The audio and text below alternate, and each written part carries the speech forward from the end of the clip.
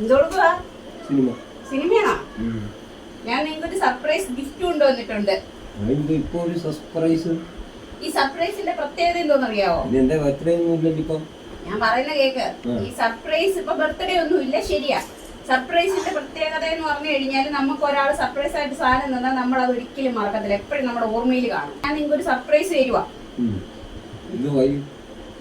നിങ്ങൾ കഴിഞ്ഞ ദിവസം നമ്മുടെ മണിച്ചേച്ചിയുടെ വീട്ടിൽ പോയായിരുന്നോ? അവരുടെ പെരപ്പുറത്ത് കയറിയായിരുന്നോ? പെരക്കെന്തോ ചോർച്ചയുണ്ടെന്നോ മറ്റോ പറഞ്ഞിട്ട് നോക്കാനായിട്ട് പോയായിരുന്നോ?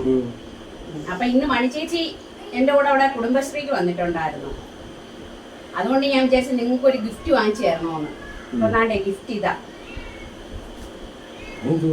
തുറന്നു നോക്ക്. ഒരാളൊരു ഗിഫ്റ്റ് തന്നെ നമ്മള് തുറന്നു നോക്കണമല്ലോ. സിനിമയൊക്കെ മാറ്റി വെക്കുക, അതൊരു സർപ്രൈസ് ഗിഫ്റ്റാ. ജീവിതത്തിൽ ഒരിക്കലും മറക്കുകയും ചെയ്യരുത് ഈ ഒരു ഗിഫ്റ്റ്.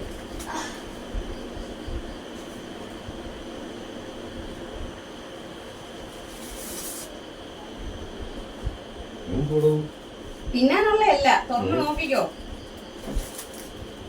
എടുത്തു നോക്ക്, എന്തോ അതൊന്ന് നോക്ക്, കാണട്ടെ.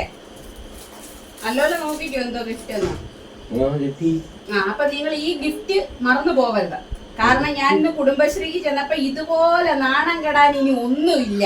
അതുകൊണ്ട് നിങ്ങൾ എപ്പോ വെളിയിൽ ഇറങ്ങിയാലും ഈ ഒരു സാധനം മറക്കരുത് കേട്ടോ. അത് ഇപ്പോഴത്തെ കാര്യമല്ല. ഇന്നലെ നിങ്ങൾ മണിച്ചേച്ചിയുടെ വീട്ടിൽ പോയപ്പോ ഇത് കൊണ്ടുപോയായിരുന്നോ? വേറെ കൊണ്ടുപോയായിരുന്നോ നിങ്ങള്? അതാ പറഞ്ഞ മറക്കരുത്. പക്ഷെ മണിച്ചേച്ചിക്ക് ഓർമ്മയിലുണ്ട്. അതാ ഇന്ന് ഈ ഗിഫ്റ്റ് വാങ്ങിച്ചേട്ടാ.